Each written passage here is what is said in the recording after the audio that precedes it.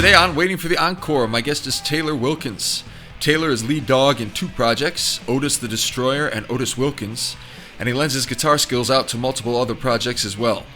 He's a dynamic performer who can bring the heavy and the heart, and he's a great guy for me to chat with. So please enjoy my talk with Taylor Wilkins.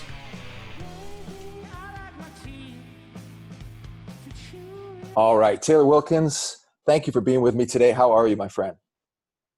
I'm doing excellent. How are you? I'm good, thank you.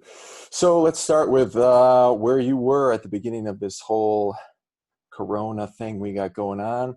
What were you up to in mid-March? What were you planning with your projects? And what have you been up to since then?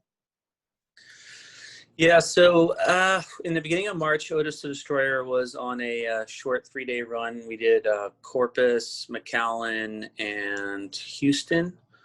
Not necessarily in that order. We actually did Houston, Corpus, and McAllen. So when we were in Houston, we were actually staying at my parents' house, and we were getting, one of our guys works in the industry, in the music industry, and he was kind of getting some feelers from people that he was working with that things might get shut down. And then I would say that we woke up the next morning, we're getting ready to head to Corpus, and we saw the notification that South by was canceled. And so it was a really weird road trip and a weird set of shows, because we were basically touring at the beginning of the pandemic, and people understandably had very different views on it then. And not within our band. I mean, I think we were all pretty cautious, and we knew that if South by was shut down, they had enough ammo or information to make that a justifiable call. We were very bummed. It was, kind of like shell shocked. We were spent 3.5 hours in silence on the way to Corpus, just kind of thinking, how much money we were going to lose as a band, how much money we were going to lose as individuals, because we play in other projects. We actually had a fill-in bassist at that time, Joe from, he played in a couple bands called Purple, one band called Calliope, as I'm sure you know them.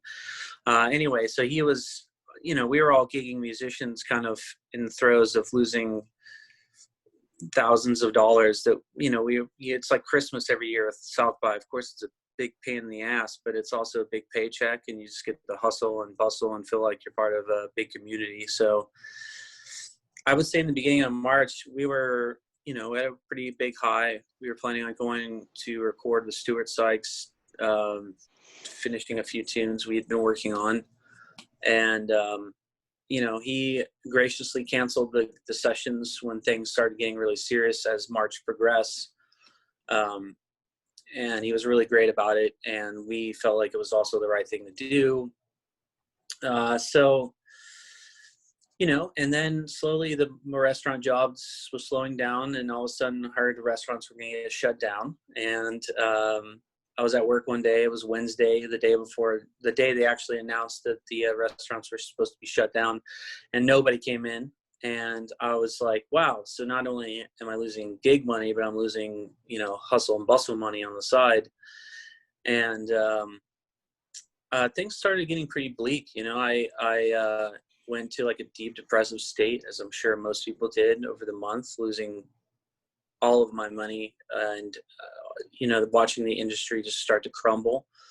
I think the potential of how bad things could be was also at a, now we've kind of settled into the circumstance, and we're like, okay, so things are bad.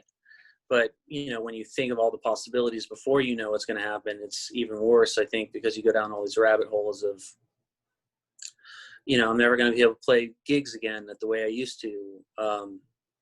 And by the time things start running again, what's the scene even going to look like? Hopefully different. I mean, I think we've all suffered from the state of the scene as it is, but it doesn't mean that we all wanted it to die, within a month. So, yeah, that was a long-winded talk. No, that's the whole point of this, my man. That's the whole point. So as you were saying it, I actually remembered, obviously I remember South by getting canceled, but as you were telling your story, I remembered the way it went down was the official South by got canceled. And then there was like a 7 to to 10 day period where kind of the city was trying to rally the troops and get like Keep the gigs that could stay. Exactly. And then that just got wiped away with the tide. So when you were coming back from that road trip, was that the first wave of the official stuff getting canceled, or was that the final nail in the coffin? That was the first wave. So we did have some good news. Like we had a Black Fret gig that was, they canceled that, but they still actually paid all the bands out. So we had some saving graces in all of the chaos. But yeah, when we got back is when that 7-day period where they just started clamping everything down, and it got to the point where we were starting to have to pull out of gigs because it was like, hey, 3 out of 4 bands have pulled out, but we were just wondering if you still wanted to play. And it was getting to be the situation where we didn't want to be that one band that was still playing gigs while everyone was taking one for the team, which just seemed like the overall attitude at first was, all right, let's shut it down.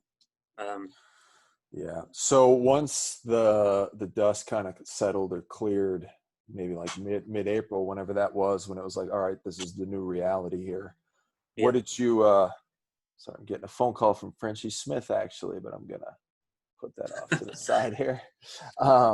Wild ass. What was the next step for you? What was your new focus, or how did you kind of recenter or refocus yourself after that? I spent a solid month probably recording music in my room for, like 8 hours a day. I treated it like a job. And I was actually really in this weird funk where I was super inspired to work, but not inspired to create. And so I just started working on a bunch of songs, Otis Wilkins songs that I had planned on recording. And I think that helped me at least create a structure where there was none. Because my wife always jokes about this, but I'm a Virgo, and apparently Virgos like structure, and I do love structure. As much as it's crazy to say that as a musician and a quote unquote artist. I love the 9 to 5, whether that 9 to 5 is music or not. But so I did do that, and I felt really good about it for a while, and then I started realizing that stuff was not going to be coming back. And so I started looking for a job, and I spent, a solid 2 months straight looking, and applied to probably over 200 places. I got jobs at like Tiff Treats as a delivery driver, Amazon delivery driver. I almost worked for like a call center that primarily deals with like internet deals. And then finally I actually got a call from eBay, and I got hired as basically what they call a trust and safeties member or agent. And I basically deal now with internet fraud on the marketplace and eBay. So that is a really big change for me because I was a waiter, and I've never worked in a professional environment, so to speak. So now I spend 8.5 hours a day doing that. And before that, I play music and write. So it's a weird rhythm of my life now. And are you doing that remotely, or are you going into an office setting? Yeah, it's remote. And so I'm able to like basically do in the studio office area. And that's actually part of the story too. In all of this 3-4 months period, I've been living in this house for 11 years. My wife moved in probably 4 years ago, and we decided to renovate the entire thing. We don't own it, but there was a lot of damage from like parties. Like it was my bachelor pad, in college. So we like tore down all the walls in this room, repainted it, redid the walls, put in wood flooring. Let's see here. The wood paneling. Oh, very nice. Nice work. So that was, I think that understandably a lot of people who are sucked in this void of like living at home, working at home all the time, it's really, honestly, it's terrible for anyone, but I think it's probably even more terrible for people that don't necessarily enjoy their living situation, which is a lot of people that I know that, are in transient living spaces, musicians, artists. So to be able to like take ownership of the home and kind of make it ours while having to live there every day and spend 24 hours a day. And that's been a big plus. And so I think that's maintained my sanity, along with getting a job and being able to create at least on my own, and now with my bandmates again. So I've actually been really fortunate. It's just not a sob story for me. The pandemic was actually one of the best things that's ever happened to me personally. Terrible for the world. You know, it's funny though, man. I mean, a lot of people I've spoken with, I think it has it has, and it's going to have a lasting negative effect on a middle working lower class population, which is a ton of people. But from the people I'm talking with and the artistic personality, I'm getting that same report. How it's been. There's all these pros that have come with it, whether it's just from pausing, resetting. A lot of people use the word reset, but it's also sending people off in different trajectories. It's making people focus on their own weaknesses and all kinds of stuff. So it's not actually, I'm hearing that quite a bit. And I could say that for myself as well. So it's strange the way it's working out. But so I had a couple questions on what you just, a couple questions on the stuff you just told me before I want to kind of dig back and get back to who you are and where you come from and stuff like that. But so the job that you're working now versus the waiting, because when I first moved to Austin, I had done bartending when I was living in Chicago, and I'd done that as a job for years, and it was a job. I didn't hate it. I didn't love it. But then within a couple weeks of moving to Austin, the first job I got, they had some fancy name for it, but I was basically a glorified bartender in training at the W Hotel. So basically I was a bitch. Uh-huh. It was during South by and I had just moved to town about 4 weeks before. I had no project going. I was brand new to town. And I walked out in the middle of my third shift, and I said, I'm never doing the service industry again. I just couldn't do it anymore. So I completely left it behind. But you said you were a waiter, and I think I knew that about you, and you'd done that for a while. How does being a waiter compare to the job that you have now? Because truthfully, now that I'm going to be entering the workforce very soon here, and those are the kind of jobs I'm looking for, is sort of a remote, safe, but real kind of 9-to-5 thing. How do you like it comparatively between those two positions? You know, I really do like it. I basically got out of my undergraduate and went straight into my master's degree at the height of when I wanted to be doing the band stuff when I was younger. And I think that after I got out of graduate school and finished, I was like, you know what? I'm going full musician. I'm going to work wait tables and play music at night. Right. So I did that for like 8 or 9 years. And I think what I lost in there was, I think waiting tables is really great. It's a fantastic job in a lot of ways. So it's also a really terrible job for the human soul. Yeah. You're not building your 401k. There's no health benefits. Sure, you may love your job. You may make great money, but at the end of the day, you're as expendable as the next person. And I mean, that's true for big corporations as well. But I think the difference with the 9-to-5 that I'm working now, which it's actually technically 2:30 to 11, but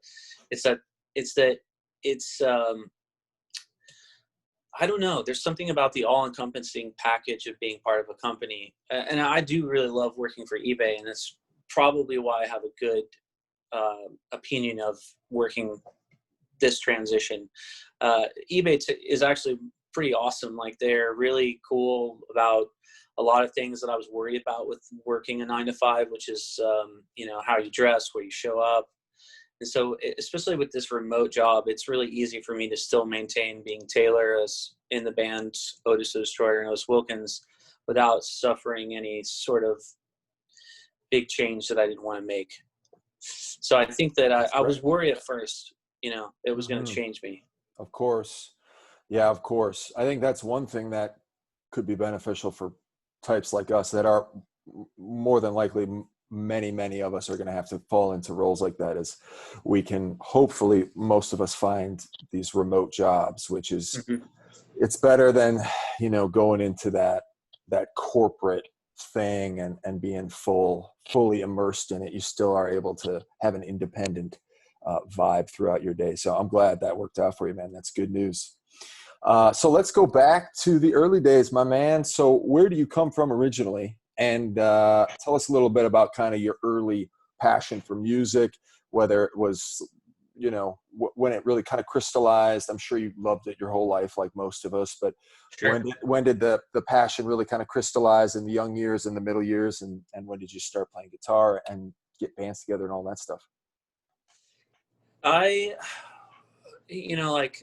of course, I've always loved music. And I think early on I wanted to play guitar. My parents, not so stoked about that. My parents were divorced, by the way, when I was really young. So my mom and my stepdad are not necessarily music fans. They don't hate music. They just don't listen to it like the way I do. My dad, on the other hand, he was the big music junkie, you know, Stones collections, Beatle collections. Like he loved all of the spectrum of like 60s, 70s music. So I think that, and also my uncle and his brother played guitar and actually have a ton of his guitars. So I think there was some music aspect of my family that I always really enjoyed. And I think it was funny to say this, but when I was 17 and a half, my sister got an acoustic and I stole it and hid it under my bed thinking I was super smart. And I actually went to Barnes and Nobles and bought a guitar for dummies. And I learned how to play the D and the A major. And, from there it was, a terrible fucking experiment of learning how to play music without any guidance because I was stubborn. I mean, I took piano lessons, hated it. I was like, this sucks. I don't want to learn how to play Mary Had a Little Lamb. I was literally just listening to AC/DC on the way here.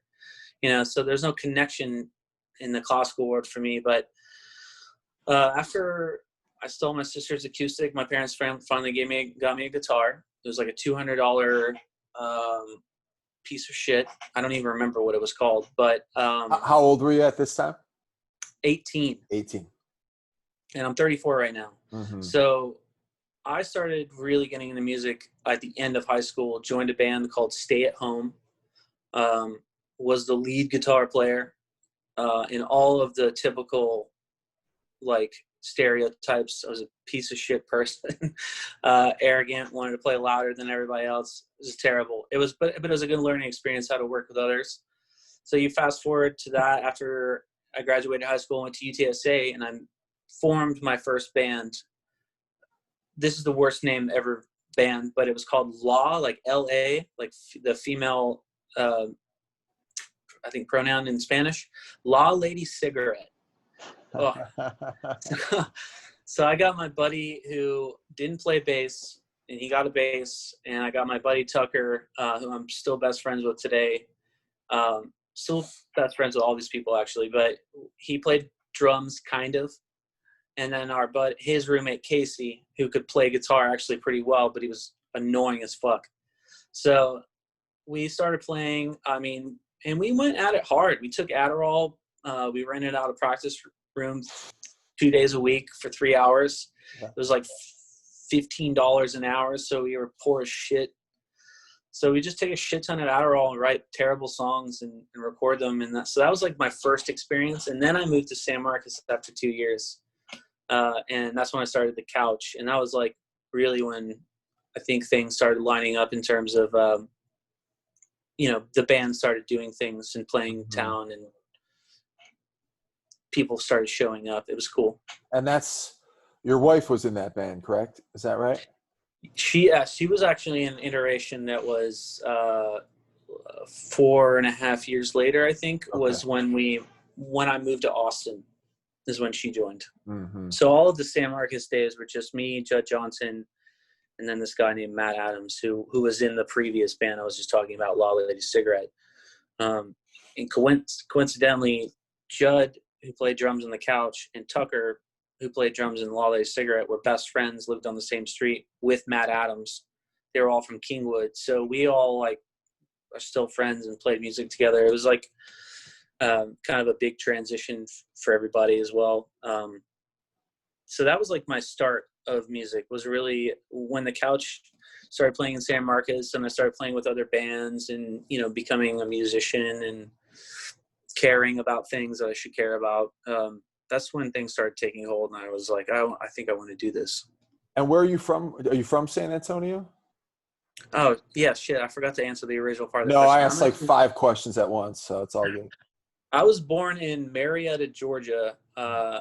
Stepdad got a job with Coca-Cola, and we moved to Vienna, Austria when I was 4. Wow. And then we lived there till I was 8. Then we moved to Rio de Janeiro till I was 12. Nice. And then when I was 12, we moved to Houston, Texas. And that's how I got into Texas and got to San Antonio and all that. Well, so I went to high school in Houston. I should have said that, yeah. That's unique. So do you have a lot of memories from Rio de Janeiro and Vienna? That was the other one you said, right? Mm-hmm. Yeah, absolutely. More from Rio de Janeiro, but yeah, it was a wild way of living. I lived in like a compound neighborhood that had, 16 foot high fences to keep people out, and had like a movie theater, and I drove around the streets in a go-kart. I had friends that only spoke Portuguese. It was an insane, thinking about it now. At the time, it was just life, but it was cool. I do remember it fondly. Did you speak any Portuguese while you were there? Yeah, I spoke it fluently. I had, Wow. I had to learn Spanish when I came to the United States, so it kind of dissipated over time. And when you were in Rio, was it, because I was just watching something on Rio. I think it was on, is it called the favelas? Is that what they're called? Oh, yeah. Drove by them every single day on the way home to and from school, because it was like a 45 to an hour drive on the bus. Yeah. Is it pretty real deal? Pretty raw dog in those favelas? The favelas are insane. Yeah. We have poverty here in the United States, but nothing like mud huts on a hill the size of a mountain. Mm-hmm. Mm-hmm. So you come to Austin. What year did you come here? Shit. 2009, I think. Cool. Yeah, I came in 2000, right at the beginning of 2011. So I was right behind you. Yeah, let me see.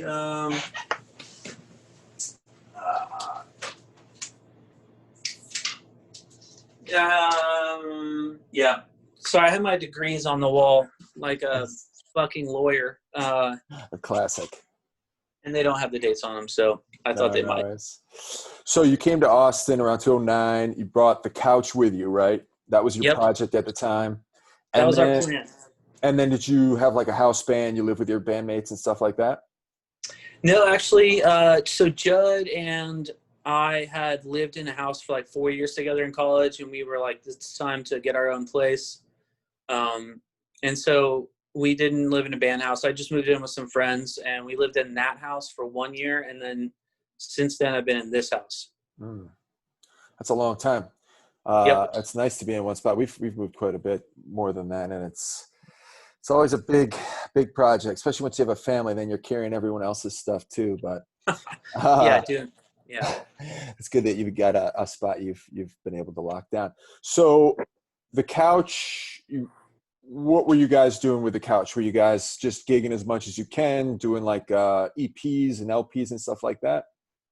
Doing EPs. We actually never. Let's see. We finished our last EP that we ever put out was called. Sorry, I keep forgetting. My wife. Yeah, I feel like the couch was 2 bands to me. It was the San Marcos band and then the Austin band. The Austin band. The last album we put out was called The Couch. So basically, when we got to Austin, to give you the run up to that album, we got to Austin, Judd and I played a bunch, played our asses off, played everywhere, hole in the wall, did everything we could to get integrated into the scene. I think what really helped us was we met a guy named Kyle Robarge, who played bass in a band called the Murdochs for a long time, and another band called Camp Lucy and My Jerusalem. So he's been in a bunch of bands, but he, when we met him, he was like, he knew a lot of people in town. And he's an amazing bass player, and Judd and I had been busting our asses for years. So we were finally getting good. And I think at that time was when we started really making headway in meeting people and kind of really connecting with the scene. And then Sarah, my wife, joined the band. Actually, when Kyle was on his honeymoon, I sabotaged him. I just sent him an email or a voicemail that was like, "Hey man, I love you. Hope you're having a good honeymoon. By the way, we have a fourth member now. It's a female. He's just going to sing a bunch of songs." And at that point, when I met Sarah, I was finishing my master's and I did a project on female songwriters, and she was one of the people that I interviewed. It was basically like a women in the workplace study for sociology, but based on music. So I asked her a lot of questions like this, but more like what's it like being a woman band leader, and what, experiences like that. So we could really hit it off. And she showed me some songs, and I was like, why don't you just play this in this band? And I'll play guitar and you play guitar or piano or whatever. And I didn't really think it through, and it was a great choice. I mean, I think that it really opened up a lot of things for us, and we continued to do well as a local band, and I think she brought a lot to it. And we actually recorded an album called The Couch. It was our last album, and it was basically a split album between her songs and mine. And I think after we finished that album, we were mixing it, we kind of said to ourselves, maybe we should have just done two bands, because it sounded, it was like what's the Outcast record where it's double record? I know what you're talking about. Love Below, yeah. So did you guys hit it off romantically right away, or did that kind of come in later? When we met, she was in a long-term relationship, and I was a forever bachelor. And I think, we just essentially became best friends. And I think us just slowly one day both realized that we had a lot of feelings for each other. And it didn't work out for the band. I mean, I think that Kyle did not want to be in another band that had people that were in a relationship. Understandably, he had some bad experiences in the past. And so, a lot of ways it was like finding true love was also finding the way that The Couch needed to end. And I was, confused about it. I acted like a piece of shit and drove Kyle away. He quit, understandably. Judd threatened to quit, as he should have. Sarah was like, I don't know if I even want to be with you. And then we got through that. I did a lot of self-reflection, and I think figured out who I wanted to be, and spent a lot of time kind of working with that. And Sarah helped me a bunch. You find someone that you can see yourself in terms of like who speaks truthfully to you and kind of can rattle you to the bone in terms of like being honest and, hey, you're being a piece of shit right now kind of thing. So it was like a really tumultuous time at the end. And then that's when Otis the Destroyer kind of started. And because Judd and I think we needed a fresh start. So we started that. And essentially Sarah started her band.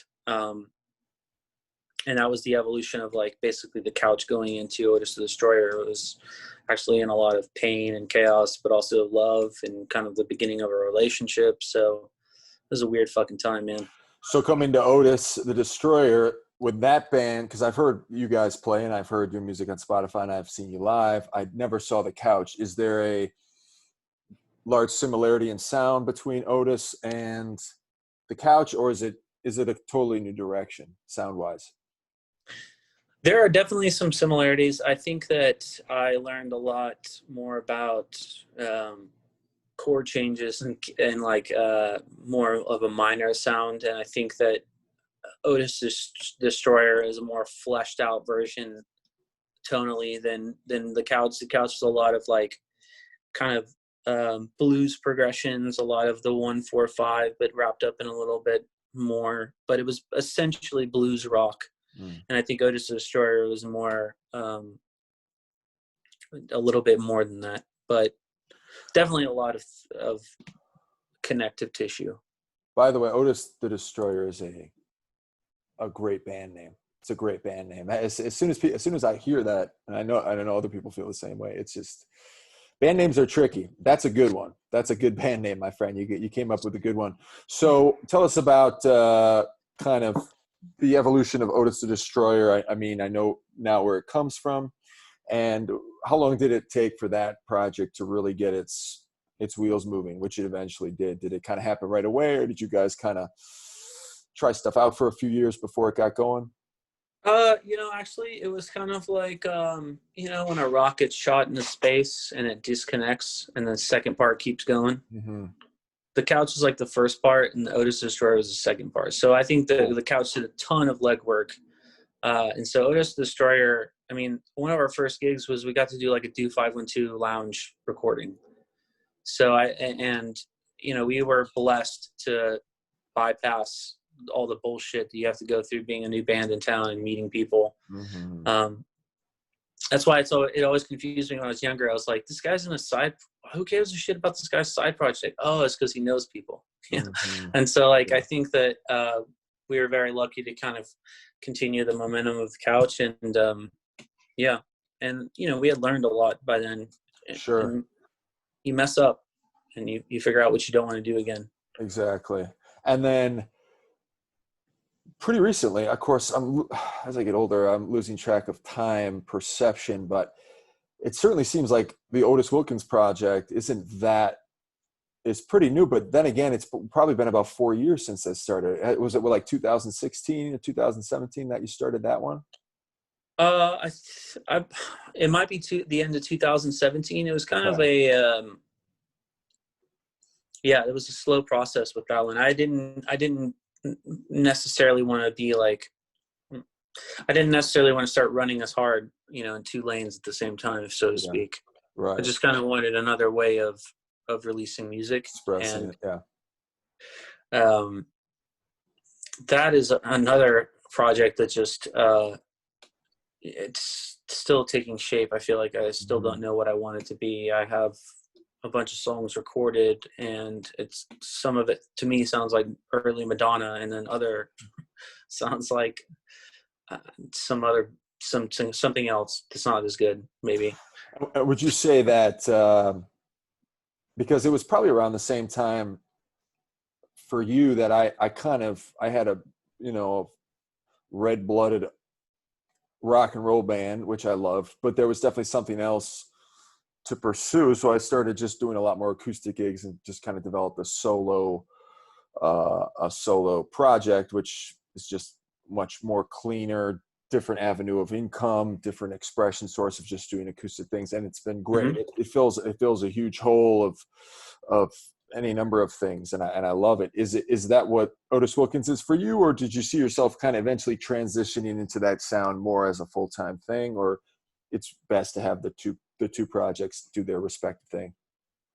Yeah, it did fill a hole. Absolutely. I think that I love to perform. And I think with Otis the Destroyer, we had reached a point where it did not make sense for us to even play once a month. Mm-hmm. Because we weren't doing a whole lot of touring, because at this time, I have a very fucked up view of touring, but I think it's at the moment, obviously right now it's not good, but even before then, I just knew so many bands that died from it. Mm-hmm. And it was like, it didn't seem like it had a good return. So Otis the Destroyer could only play once, maybe twice every couple months. And I was really itching to play more. And so I started Otis Wilkins as kind of like a bullshit, Geraldine, no offense to Geraldine's, but like paid gig, 2-hour set, covers. Like I just wanted to play. Mm-hmm. And then I think when I started recording stuff, I was like, yeah, but I don't want my name to be associated with I didn't want to be like a knockoff Americana, right. Where that stuff I love John Prine and stuff like that. I don't necessarily I like Ryan Adams' songs, terrible person, but I don't like that style of Americana, that kind of earnest guy. I don't know. It just doesn't, I think I'm too cynical. I think people are full of shit. I think you don't really mean it. That's fine. I think you sleep with that girl if she was not fully awake and still half drunk. Mm-hmm. Anyway, I think with Otis Wilkins, it really confused me at first because I love playing this type of music that I hated recording. Mm-hmm. So I didn't want to, you have to have, when you sign up for a gig, they want to listen to your music. And so I created a first EP that was what I thought thematically representative of Otis Wilkins, and it ended up being this like really what I felt was like a disingenuous Americana EP. So I took it down from Spotify and then did the Joni Mitchell stuff. But yeah, the project confuses me still, as you can probably tell as I'm talking about it. Yeah, that's very interesting.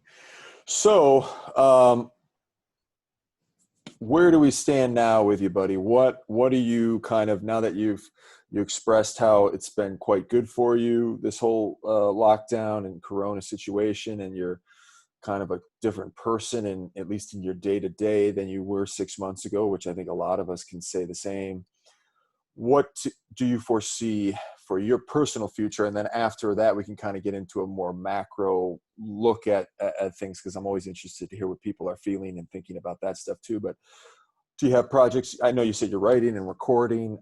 Would you like to kind of keep the Otis Wilkins sound, even though it's confusing you a little bit, keep it progressing, and also keep the Otis the Destroyer, keep those projects going as much as possible? Or are you looking into a third direction? Or what are you thinking for yourself moving forward? Well, I think that right now Otis the Destroyer is in like demo writing mode. So we've started demoing ourselves and really fleshing out some songs that we're working on. So that's been a great source of inspiration and focus. And with Otis Wilkins, I think I'm just going to continue on this journey of exploring and writing, whatever song comes to mind. And I think that right now that's kind of where I'm at. I'm just more focusing on creating, recording the music the way I'm hearing it for the first time, instead of trying to figure out a way to combine the live version with the album version.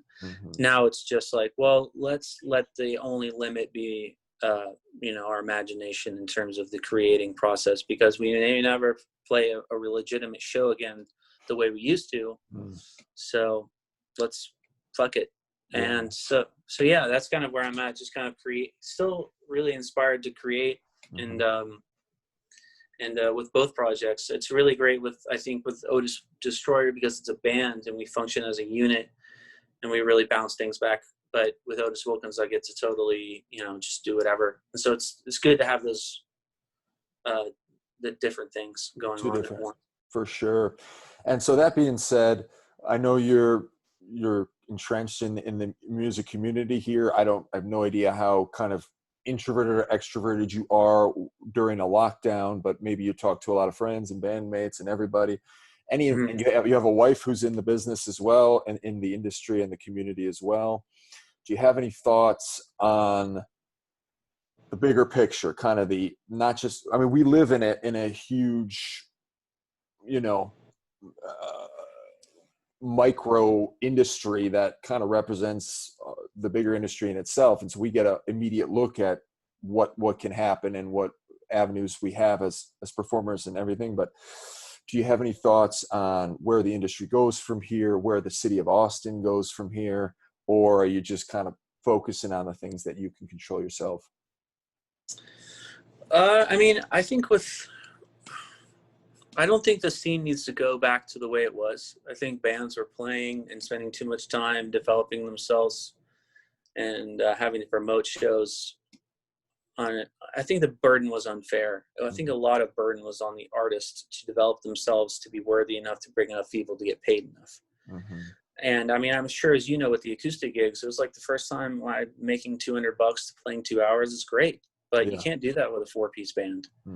And I think that a lot of things need to change, and I think this is the best time the boards, all the pieces are off the board. Venues are closing down left and right. Some of my favorite ones, especially Stay Gold, was really great. I think that's probably going to be in the can soon. I think that, as painful as it's going to be, I think the scene dying is probably a great opportunity for it to be rebirthed into something that's it's a fair representation of the music scene, of people who are here in the city. I'm sure as two white guys, we have our struggles for sure, but we don't, have trouble getting KTX or 101X to play a song. We all know John and Lori and stuff like that. And I think that they're super supportive, but I think as a scene and as a city, we owe it ourselves to make sure that it does not go back to what it was, because it wasn't a good state. I mean, I think we all know that we all know a few of the biggest bands in town, one or two members. And if you can't be the biggest band in Austin and pay your rent, then what the fuck is the point? And why is it set up that way? There's no reason that it should go back to that. You know, if your name's known in Austin, I'm not saying you should be able to buy a house, but you should be able to pay your rent. You should be an artist. You should not have to work 6 side jobs to make sure that your $150 payout from a sold out 3-week show isn't, you know what I mean? Like, I just think that the scene was really unfair to artists. And so I think at a macro level, this is the opportunity that industry people can drive for a better situation when things start coming back. Now, I'm not saying anything against this drive-in show that's happening. I think it's great, but I think the ticket's like $400 or something for like the 3-day festival with all like those JT. All those local acts is $400. I think that's insane. I may be that can't be right. that is insane. I did not hear that or see that. Maybe you're right. Wow. I could be wrong, but I hope I am. But that to me doesn't seem like a sustainable model. I think it's a good Band-Aid, and I think we should have a show, and that show's great. I'm not necessarily talking about the show, but I just don't want that to be even more of a situation where there's gatekeeping because there's so few. I mean, think about when the shows come back. Who's going to get the first gig back at Mohawk? Who's going to get the first gig back after 2 weeks? How are they going to decide who gets to play? Yeah. It's going to be a wave of like, I mean, I know I'm going to want to play. I know you're probably going to want to play, but yeah, I guess I don't know if I have a good opinion. I just know that I don't think that things should go back necessarily to the way they are, and there should be more support. I think the city, I don't know what they've done, but I haven't heard a great message. I don't know if you've seen any great message, at least from them actually doing worthwhile shit to save the venues. Well, a couple things. I think that's a really interesting take, and I think it's a logical and insightful take. 2 thoughts I have on what you said is, one is I think lots of people, and I think you were kind of acknowledging this, and well, a lot of people think like there's a scene, like there's some committee of people, which there kind of is. Okay, there's like tastemakers and people who book. Sure. That's kind of it. But ultimately, that whole functioning thing is really just individuals trying to do the best job they can do. Maybe some of them are, cynical or vengeful, or are deliberately trying to keep these people out and deliberately trying to help their friends, or who knows. But in the end, I think it's a lot of just individuals trying to do the best they can. And you have a city like Austin, which is, there's just too many musicians. There's just too many for everybody to get a piece of the pie. And both you and I have gotten our share of the piece of the pie, and I think we've earned it. And the people who do get it, lots earn it, some don't. Maybe we've gotten some things, blah, blah, blah, blah, blah. But it's tricky when there's so many mouths to feed and not as much to go around. But one thing is, you keep seeing these, and it's not just in Austin, it's especially in Austin, but you see it in any music city, is you keep hearing this outcry for like the government to save these venues. And I think that's pretty short-sighted, to be honest, because your whole kind of, for lack of a better thing, let it burn and let's rebuild kind of thing. I think that's an interesting take, because are we just going to pump tax? Literally, I sound like a right winger or whatever, but are we just going to pump taxpayers' money into indefinitely keeping these venues on life support? Nobody knows when they're coming back, and right. When they do come back, it's going to be some partial thing for God knows how long. I mean, that's not sustainable. You can't just keep these things on life support for an endless amount of time and with no idea what the future is like. So I've had that thought in some terms that you had in terms of, well, maybe we should let's just stop. Let's just, I know people's jobs are at stake. I know people who own property need to get paid, and if they can't get paid, then the venues are done. But I mean, we can't just pump endless amounts of government money into something nobody, So I think your take is pretty on point in a lot of ways. But I'm just trying to flesh things out through like this because it's interesting to me, and I think nobody has, just like the coronavirus itself and everything that's going on, nobody has the right answer. It's just about surviving for a while until we know what the fuck to do. So, but I do agree. I don't think that venues were struggling before the coronavirus. Some of my discussions with certain venue owners, there's this theme that keeps being brought up, which is the alcohol tax is really high, or rent.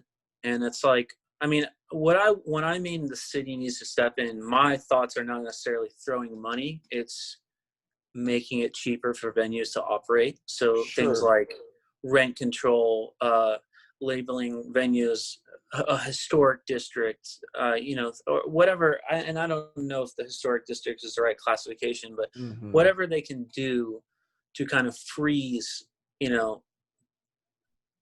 or make things cheaper for them. Yeah, and that's where my thought would be too. But I don't think either one of us really know the nitty gritty of how the finances of these places work.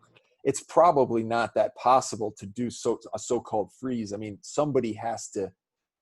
But I hear you. I mean, the hope is there's some middle ground in there but I don't know if there is. I don't know. And to clarify, I don't mean freeze rent. I just mean make it not so that rent keeps going up. Right. Or lessen rent. I don't know. But I know that the people that can buy properties and rent them out like Mohawk, those people, they worked for their money. They deserve the money that they get from the venue. But at the same time, they have the capital to own property. So they probably have the ability to at least adjust rates.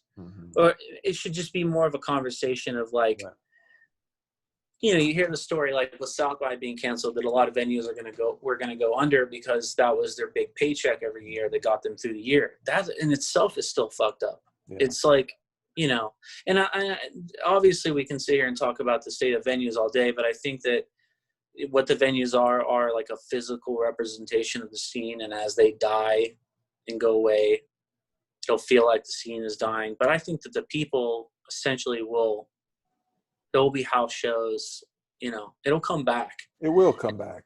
Yeah. It will.